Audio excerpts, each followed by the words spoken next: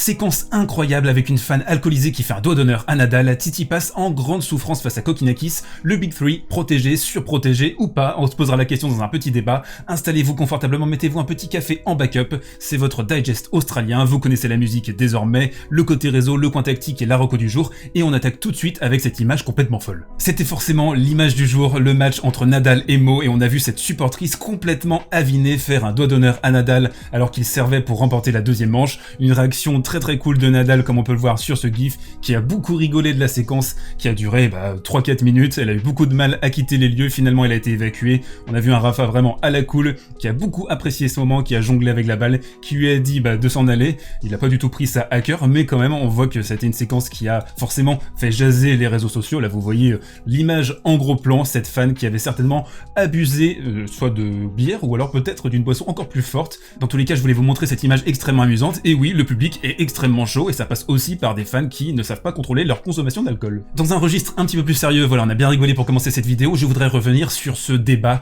de la surprotection du Big Three. On a vu en début de tournoi que Nadal et Djokovic avaient été mis dans des conditions particulières à Adélaïde et le reste de la masse à Melbourne. Ça c'est simplement un aspect de la réflexion globale. Il y a aussi quelque chose qui me tient particulièrement à cœur, ce sont les 16 têtes de série. Je voudrais qu'on revienne à ce format qui à mon avis respecte plus la glorieuse incertitude du sport. On va lire d'ailleurs un article d'Eurosport à ce sujet, il y avait une grande réflexion menée il y a 2 ans pour peut-être rétablir les 16 têtes de série, et globalement les joueurs, les organisateurs et surtout les personnes qui s'occupent des intérêts financiers des tournois avaient décidé que non. Alors, après une année complète d'analyse des rencontres en Grand Chelem, conjuguée au retour des différentes personnes impliquées, vous pouvez penser aux organisateurs qui eux essayent de générer un maximum de pépettes, principalement les joueurs et les diffuseurs, les tournois du Grand Chelem ont décidé qu'il n'y avait pas de raison assez convaincante pour revenir à un système à 16 têtes de série, a fait savoir l'ITF. Alors bien sûr, personne n'a envie de voir une finale de Grand Chelem entre Karen Busta et Lajovic, mais quand même je trouve qu'on s'est un petit peu écarté de ce qui fait le sel des premiers tours, et c'est aussi l'avis de Roger Federer qui était lui pour le retour aux 16 têtes de série.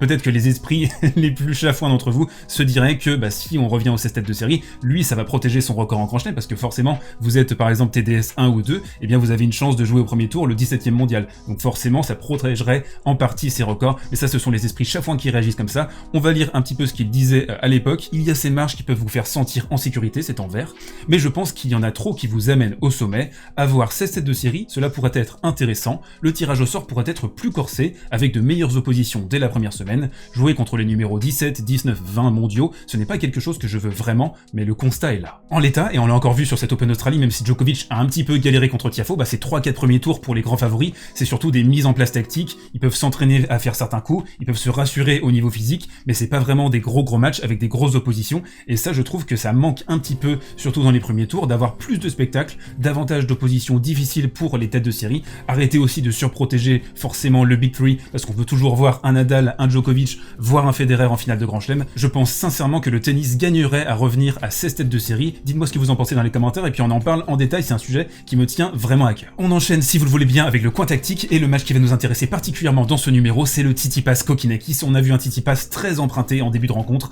beaucoup de frappes décentrées, du mal à rentrer dans le match, il a été apathique et nerveux. Ici un exemple frappant de sa difficulté à bien lire les services de Kokkinakis, qu'il a beaucoup dérangé pendant le match. C'est encore un retour de revers complètement raté sur ce coup-là, mais on a vu énormément de bois, énormément de frappes décentrées, il fallait simplement mettre un casque et écouter la qualité des frappes de Tsitsipas. C'était pas du tout comme il avait pu le faire contre Simon, on a eu un Tsitsipas vraiment dans le dur dès le début du match. Un autre aspect qui a beaucoup compté dans le fait que Kokkinakis a vraiment accroché Tsitsipas ce matin, c'est le nombre de doubles fautes de Tsitsipas, 10 au total. Il a été en grande difficulté sur ce coup, il a fait des doubles à des moments assez cruciaux pour donner des breaks, et ici pour donner le premier set, vous voyez cette deuxième balle qui arrive juste derrière la ligne et qui offre le premier tie-break à Kokkinakis qui serre le point. On a aussi vu Tsitsipas très mal gérer ses temps de récupération, il a pris 2 warnings pour dépassement de temps dans les 4 premiers jeux de service, ce qui est quand même assez énorme et qui montre qu'il n'était pas très lucide, pas très frais, pas très engagé dans son match, et aussi un warning pour coaching. Bon, ça c'est pas de sa faute, c'est peut-être Patrick Mouratoglou d'ailleurs qui a un petit peu trop parlé dans le 4e set. Dans l'ensemble, et on l'a vu particulièrement quand les points étaient accrochés, Tsitsipas a pris une ribambelle de mauvaises décisions. Ici, il a tout le cours ouvert pour sanctionner enchaîner Kokkinakis dans la diagonale, mais qu'est-ce qu'il fait le Marlou? Il envoie une balle juste ici dans le replacement, derrière la ligne. Ça a été symptomatique d'une absence de maîtrise et de lucidité globale, même si c'était un petit peu mieux dans le troisième set. On a vu aussi une faute de pied dans le quatrième. Bref, Tsitsipas, je pense qu'il nous a fait le répertoire du mec un petit peu fébrile sur ce match. On peut le comprendre aussi, Kokkinakis revient de nulle part, et c'est lui qui avait la pression sur les épaules. Il a vu tout de suite qu'il n'était pas forcément dans un bon jour. Kokkinakis qui renvoyait tout, qui servait extrêmement bien, qui a d'ailleurs exploité sa faille en revers, on va le voir dans la palette suivante. Donc voilà un match en dents de scie pour Tsitsipas qui a vraiment dû lutter et se battre contre lui-même, se battre aussi contre ses mauvaises sensations. Mais mauvaises sensations ou pas, Brésil ou pas, m'en bat les couilles.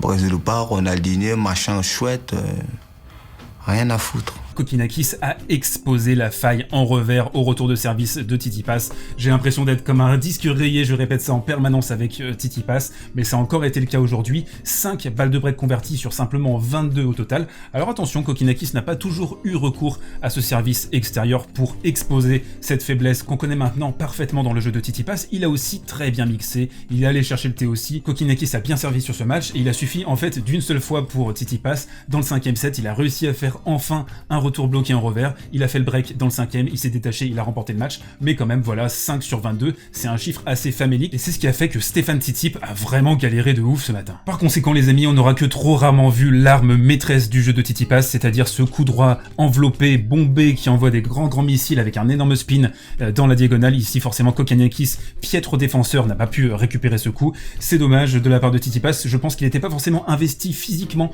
et émotionnellement dans cette rencontre, on l'a senti un petit peu abattu même au fur et à mesure de la rencontre. Il a réussi à trouver les ressources pour battre Kokkinakis, mais voilà, Tsitsipas n'arrive pas à remporter ses matchs s'il n'est pas pleinement investi. C'est comme ça, c'est sa façon de jouer, il a besoin d'être à 100% pour pouvoir bien performer, il a du mal à gagner d'une manière moche. C'est peut-être le seul mauvais match de sa quinzaine, mais en tout cas il a eu très chaud. Je voudrais aussi finir sur un dernier point sur Kokkinakis. Il faut lui dire un grand bravo, on sait que c'est un joueur qui a eu d'énormes difficultés physiques ces dernières années, blessé à l'épaule, blessé un peu partout, qui a réussi à se reconstruire, 24 ans. On voit, hein, c'est un énorme talent quand même, un gros service, gros coup droit, un joueur qui peut briller sur surface rapide. C'était pas forcément de la tarte pour Stefanos. Kokkinakis a aussi fait son match. C'est pas forcément Tsitsipas qui s'est trouvé dans les grandes largeurs, mais voilà, je voulais souligner le beau match de Kokkinakis et on lui souhaite évidemment une très belle saison 2021. C'est un gars très frais et j'aime ce genre de trajectoire où les mecs reviennent un petit peu de nulle part et nous sortent de grandes performances. Et on enchaîne avec la recommandation du jour, 2 pour le prix d'une, vous le savez, dans tous les numéros, des recommandations personnalisées pour vous, la communauté de service volé, et j'ai décidé d'isoler 2 matchs dans cette séquence, le Dominic Thiem et Kyrgios, forcément à 9h du matin, même si j'ai peur d'un match à sens unique, je vois Thiem s'imposer en 3 manches,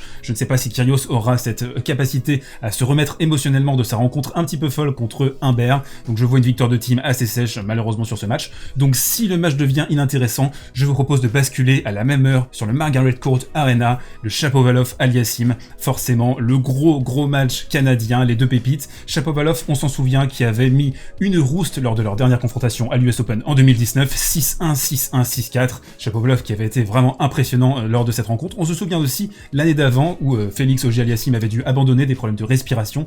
Je vois, je pense, une victoire de Shapovalov sur cette rencontre qui me semble avoir davantage de références actuellement. Dites-moi ce que vous pensez de ces rencontres, donnez-moi aussi vos pronostics sur les matchs de la nuit, le Manarino-Zverev par exemple, le Dimitrov-PCB qui peut être aussi un match sympathique. J'étais très content de vous proposer ce numéro encore une fois, j'ai l'impression que la formule vous plaît, le format vous plaît, ça fait très plaisir, il y a beaucoup de nouveaux abonnés, donc si vous kiffez, tout simplement mettez un pouce, abonnez-vous, partagez le kiff autour de vous, puis on se retrouve demain pour un nouveau numéro de votre Australian Digest, portez-vous bien et prenez soin de vous.